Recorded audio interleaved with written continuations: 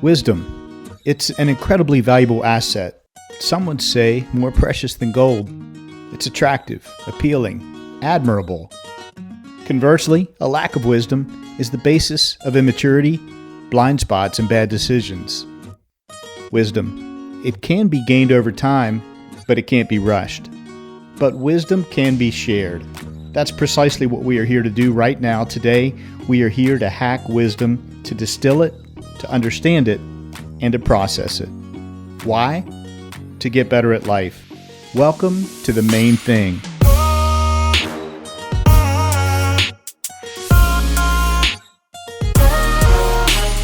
This is your new 9-minute podcast. I'm your host, Skip Linneberg, and I've set out to interview the wisest people I know. We'll see what we can learn from each one when they're faced with an incredibly difficult, soul-piercing question. Welcome to your Wisdom Podcast. If you're new, let me introduce myself. I'm Skip Linneberg, and I'll be your host for the next 25 minutes. If you're a subscriber or a returning listener, welcome back to this cozy learning space where we gather 2 times a month to hear from one of the wisest people around. As we study their wisdom and learn together, we get a little better at life. Today, you're in for a real treat as we take you inside a wisdom lesson from my friend and personal advisor, Valerie Hart. She's a former FBI forensic scientist. Yeah, that's right, she worked for the FBI. She's a bit of a badass. But today, Valerie is co-founder of a wellness company. In this wisdom conversation, you will learn about connecting with your inner voice, tapping into the wisdom that's already present deep within yourself. You'll learn about an exciting event coming up in August of 2025 that's open for you to learn, participate, and experience in the healing power of nature. And of course, as always, you will hear the main thing Valerie has learned in her lifetime so far. Now, here's a bit more about our wise guest, Valerie Hart. A lifelong nature enthusiast, Valerie grew up exploring the wild, wonderful woods of West Virginia. As co-founder of Wonder and Grow and coordinator of Randolph County Outdoors, Valerie helps others cultivate awareness, trust their inner wisdom, and deepen their connection with the natural world. This former FBI forensic scientist is now a certified mindful outdoor guide, certified interpretive guide, mindful communication facilitator, yoga instructor, and West Virginia master naturalist.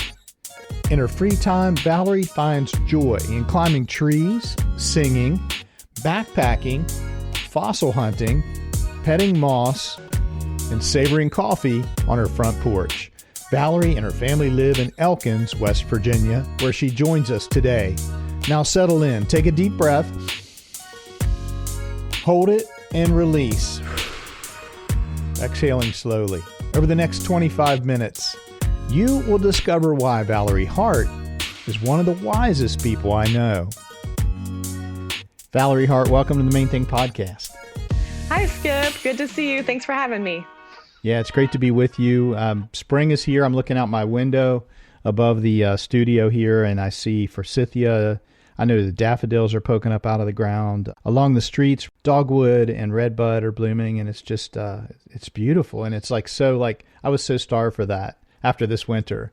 What's your favorite season, Valerie? Every time I hear this question, I've always struggled answering it. And it's hit me recently that I realized that I actually really love the transition between seasons. So it really came full force recently, like noticing the signs of spring, like you just mentioned, like the snowdrops are a big cue for me when spring is coming. It's so exciting. Yeah. It's like being a little kid and noticing all the new signs of the seasons. We're going to talk about an exciting upcoming event that you and I are both involved in. But before we do that, I just wanted to help our listeners understand how we're connected. And so we're connected through a mutual friend by the name of Kate Reed, who, if that name sounds familiar, listeners, she was our guest on episode 87, and she is your friend and business partner. Yes. Yeah. Tell us a bit more about Kate, how you guys met, and what you love most about her. Oh my gosh. So Kate and we met when we were 10 years old, actually, at Girl Scout camp. And we became instant friends. We went to different schools, but we instantly connected. And throughout the years, we did lots of different things together. And we ended up going to the same college and grad school and different programs, but we were always connected in some way. And it's just been this amazing friendship that's evolved over time. And I just love everything about her. Valerie, one of the things that is just notable and fascinating about you is that you work for the FBI as a forensic scientist. Just tell us a little bit about that. Why were you drawn to that? How did you get into it? And maybe talk a little bit about your experience while you were there. Yes, working at the FBI was definitely a huge part of my life. And it's so interesting to think back of how I got there. And it's interesting because my mom was a science teacher her whole career. And then my dad was an attorney. So it's so interesting because forensic science is basically science as it applies to the law and the justice system. Ooh. So I kind of took a combination of my parents' past and kind of formed my own.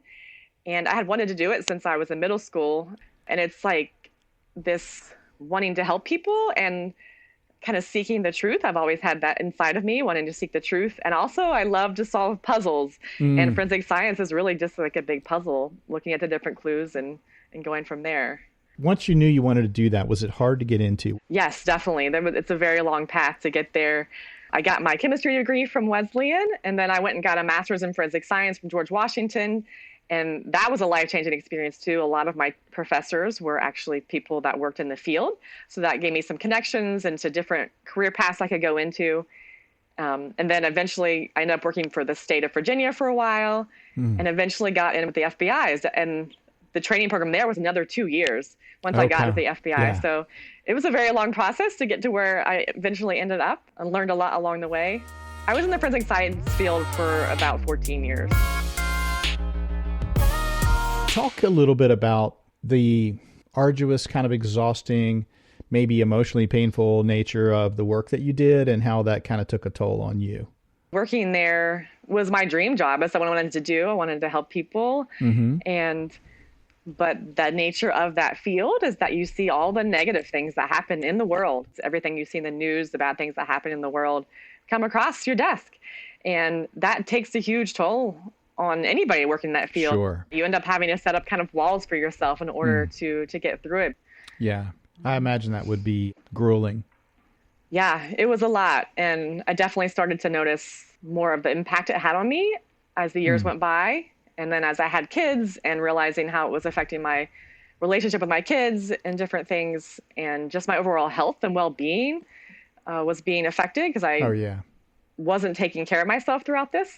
Was there like a particular moment where you knew like, okay, this is it, I'm done, or was it kind of a build-up? I definitely felt like I was being drained and I needed to get out. But at the same time, that was a scary thing to think about. You know, I worked my whole life to get to this point. Yeah. And what's really interesting too is I reconnected with Kate during this time, and we were both kind of struggling with a lot of physical symptoms, mental health. And we started talking more and learning more about mindfulness and meditation. I started taking more walks outside in the woods during my lunch break. Yeah. And like through this whole process, I kind of had this feeling like, like this rejuvenated sense that like, I know this is not my path anymore, but I'm going to stay here as long as I need. And I knew there was something else out there for me. I just hadn't figured it out yet. Yeah. So it sounds like you were very self-aware, but also patient. You didn't make a hasty exit. Yes. And it's interesting because as I got more into learning about mindfulness and nature connection and all the healing properties it has, my coworkers started to notice that as well. There was definitely a huge shift in how I presented myself.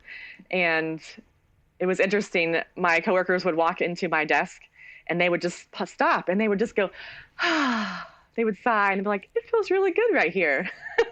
Wow. So it was really interesting to see that, how my coworkers started to notice how everything changed for me. You were coping better and you had better energy. Yes, absolutely. Well, thanks for sharing that. It's not every day that you meet and get to speak to someone who worked for the FBI. So thank you for taking us inside that chapter of your life. Yeah, of course. 192 extra minutes of wisdom. That's what you get when you become a patron of the Main Thing podcast. Many of you continue to say, we want to hear more from these wise guests. That's precisely what patrons of our podcast get. exclusive access to bonus episodes called The Whole Thing. These 30-minute special shows bring you a deeper dive into our guests' wisdom. Less editing, more laughter. Less time limits, more stories. Unlock those 192 extra minutes of wisdom for yourself for as little as $9 per month through the Patreon platform. And when you become a patron, you also get access to wisdom essays, behind-the-scenes glimpses, and access to special patron-only wisdom gatherings. Head over to patreon.com/themainthingpodcast. Go unlock your 192 extra minutes of wisdom. Valerie, that brings us to the pivotal moment in the show where I'm going to ask you the fundamental question that I've asked about 130 guests before you. Valerie Hart, what's the main thing you've learned in your lifetime so far? Well, Skip, the main thing I've learned in my lifetime so far is to trust my intuition and be open. Trust my intuition and be open. Awesome. Would you take us through both of those parts in whatever order you want? I kind of feel like there's a two-part lesson here. Mm-hmm. Take us through it, please. Yes, definitely. So trusting my intuition has been a huge part of my evolution and who I am. And even though it's always been there, oftentimes we don't listen to it or we don't trust it. It's always been there nudging us and helping us along the way. And the biggest thing I've learned is just to stop and pause and listen. And just listen to those little nudges or those big nudges to help guide me through this world. For a listener who's not spent much time thinking about intuition, how would we define it or how would we characterize our intuition? So even though some of us don't think we have intuition, we all have it. And it's been called lots of different things. You can think of it as that instinct or that gut feeling that you often have, or this inner knowing, or maybe you are faced with a decision or something's happening in your life and you just have this knowing of what you should do. And you can't really explain why or where it came from. It's just this knowing. And oftentimes it's there. We just don't always notice it. It's always here guiding us. You know, thanks to you and Kate, I'm much more well-versed in this area, and I've learned about my own intuition. And one of the things I wanted to add to what you said was, inner knowing, inner voice. You know, a problem-solving a thought that's from our intelligence, from our prefrontal cortex, retrieving a fact or solving something intellectually, logically. It comes from up here down. But that intuition for me comes up. That knowing starts deep in my guts, if you will, and it rises up. That's a really great way to explain it, for sure, because our brains, our minds, and our heads are taking all the sensory input from around us all the time. So that's where all the sensory input's coming in. Yes. But that knowing, I love that, our knowing, I feel it in my gut. I feel it in my heart space. Yeah, it's definitely a different place in my body, for sure. Even though our intuition is there guiding us all the time, oftentimes we don't listen. When you do follow through and trust what you're feeling and knowing what that feels like, and then the more you do that, the more you trust it, and you're in alignment with what your core values are, that core being of you wants to have in this world. And when you have that alignment, everything just feels better. You feel at peace with what you're doing. It feels really, really good, really right. Yeah. And then the be open. Let's talk about the second part of your main thing. We're always trying to plan for our lives, right? And we have these fears and worries of the unknown and trying to plan for the future. And I have the same thing, right? So my mantra for a while now, I heard this on a podcast actually by Bella Lively. Okay. And she often says this phrase, and I say it all the time now, that I want to be open to being surprised and delighted by possibilities I never could have imagined. I identify with that, as you know, with my guests on this show. I always want to be surprised by their main thing. I never, ever, ever know it in advance. It's not rehearsed because I like that element of surprise. Valerie, give me one action step I can take tomorrow or even this afternoon. What can I do to begin to practice that? Well, the first thing I would say is to start noticing. So yeah, throughout your day, when you're moving throughout your day, making big decisions, small decisions, just notice what it feels like in your body. Just Okay. notice if it feels good, if it feels bad, if it feels kind of icky. And sometimes you get that full body, yes, I want to do this thing. Or this full Mm. body, like, oh, no, I don't think I should do this thing. Just to start noticing. Okay. Because Yeah, the that, more you notice, you'll be able to trust it more and listen to it more, yeah. if that makes sense. It does. I feel tightness in my gut, in my diaphragm, Mm-hmm. and in my jaws. Those are signals to me that my body's telling me, my intuition's saying, giving me kind of a no signal or a re-examine, caution, be careful here. Yeah, absolutely. And that's the thing you want to notice. Like, what does it feel like in your body when maybe you're not in alignment and not following your intuition? And then also noticing when it does feel good and how that feels in your body. And that's Yeah. really the first step. Valerie, I love your main thing, and I was wondering if you could share a recent personal example where you had to really lean on that. It's probably been maybe a little over a year ago. I had went to this local choir concert, a community choir concert, Hmm.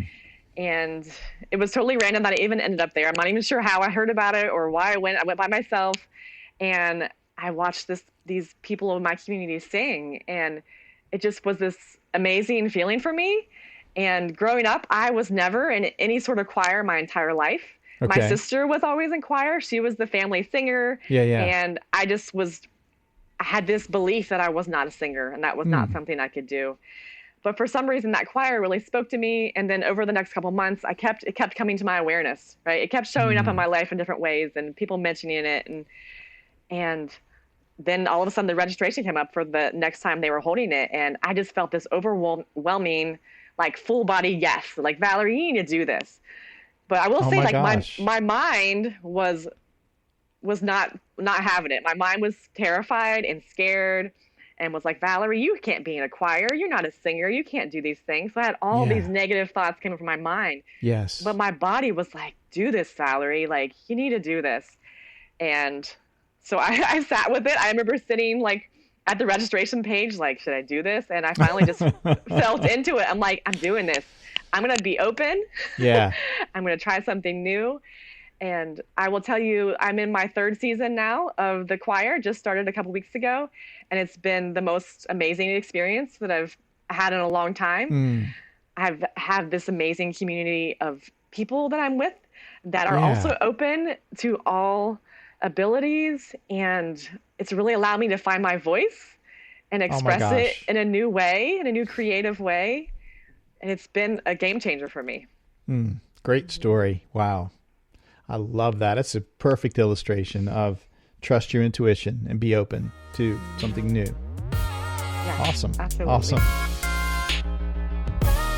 Also, something new coming up in August is the event that you and I are going to be collaborating on with Kate and others.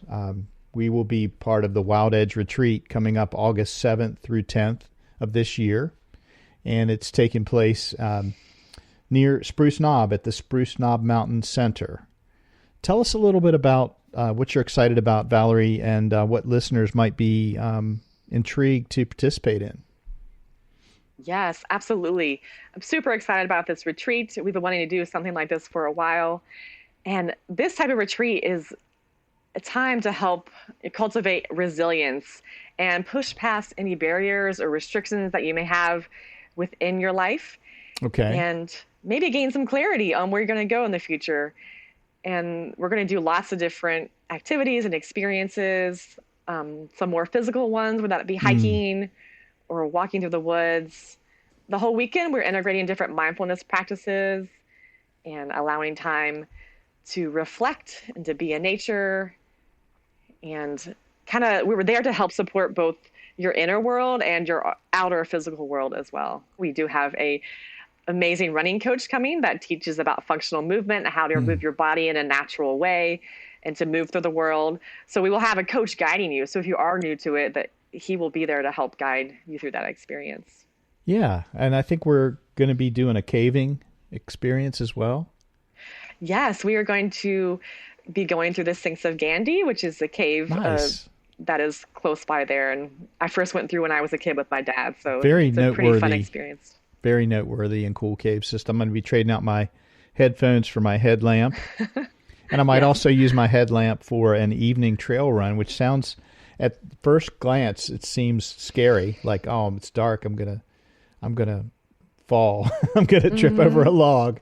But I'm being open to that, and I'm going to give it a try because there will be moonlight and coaches and headlamps, and I think it'll be just fine. I think it'll be amazing. That's what my intuition is telling me. Absolutely.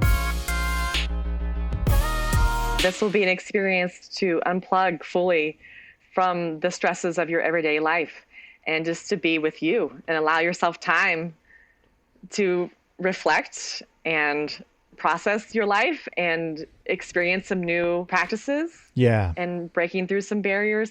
Learning some new skills, self-care, discovery. I will be doing some workshops on journaling and having quiet time to create that space for listening.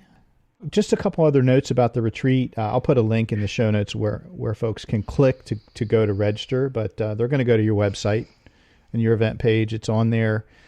Just a prompt, a nudge, if you're interested at all. This will fill up really fast. They always do. And we're limited to only be able to entertain 25 participants. Mm-hmm. So there's lodging available.